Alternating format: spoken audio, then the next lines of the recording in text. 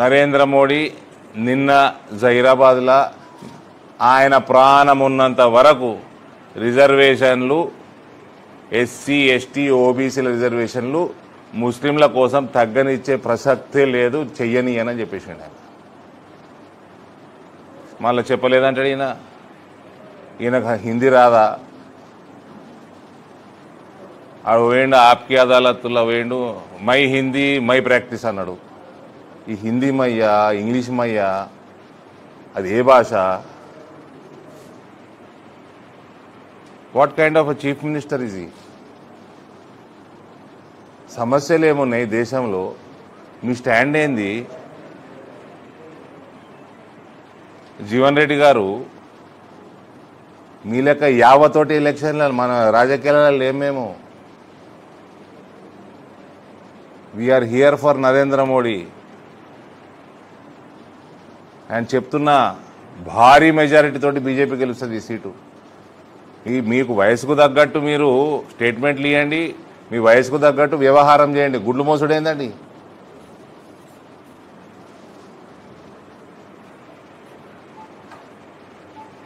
ఆ రేవంత్ ఏం చిన్న పోరాడు కాదు కదా, ఆయన కూడా 54 ఏళ్ళు ఉన్నాయి.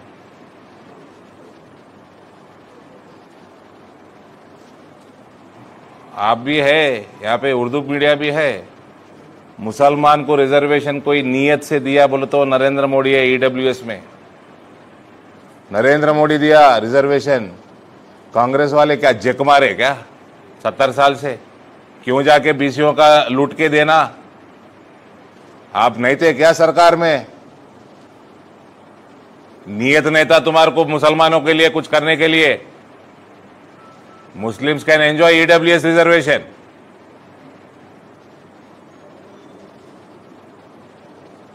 రిలీజియస్ ప్రాతిపదికన ఉన్న ముస్లిం రిజర్వేషన్ తీసేస్తా అన్నాడు నరేంద్ర మోడీ. ఫస్ట్ ముస్లింలకు రిజర్వేషన్ కల్పించండి ఈడబ్ల్యూఎస్లా. You can utilise from the 10%. Muslims have to think. भगवान दिया ना, दिमाग दिया ना, सोचो ना.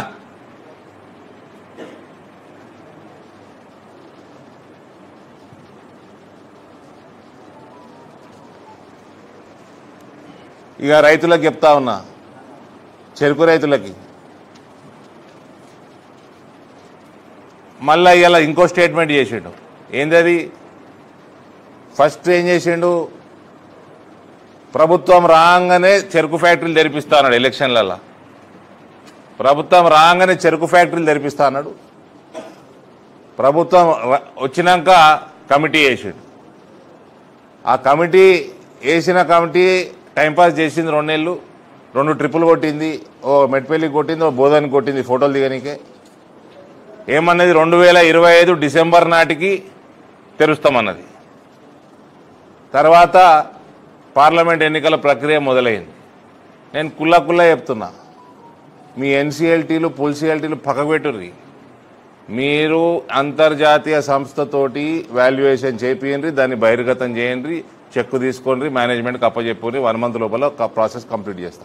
మీరు బహిర్గతం చేసిన డేట్కి వెళ్ళి 1 మంత్ లోపల. నేను కేంద్ర ప్రభుత్వం నుంచి రెస్పాన్సిబుల్ మంత్రులతోటి మాట్లాడి చెప్తున్నా. నేను అట్లా నేను చెప్తున్నా అని మొన్న వచ్చిండు ఇడికి, ఆ కలెక్టర్ రౌండ్కి వచ్చిండు.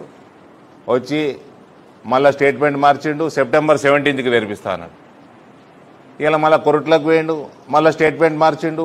ప్రక్రియని కమిటీ చేసినాము, కానీ కమిటీ రిపోర్ట్కి సంబంధం లేకుండా సెప్టెంబర్ 17కి ప్రక్రియ మొదలు పెడతా అంటుండు. నువ్వు కమిటీ చేసినావు ఎందుకు? అసలు నీకు ఏమన్నా నీ ఒక స్టేట్మెంట్కి ఇంకో స్టేట్మెంట్కి ఏమన్నా పొంతనుందా?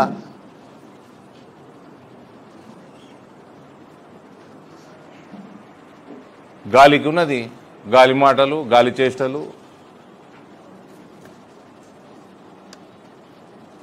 ఏం చేసిండు? గాడిద గుడ్డు చేసిండు. ఏం చేసిండు? గాడిద గుడ్డు చేసిండు.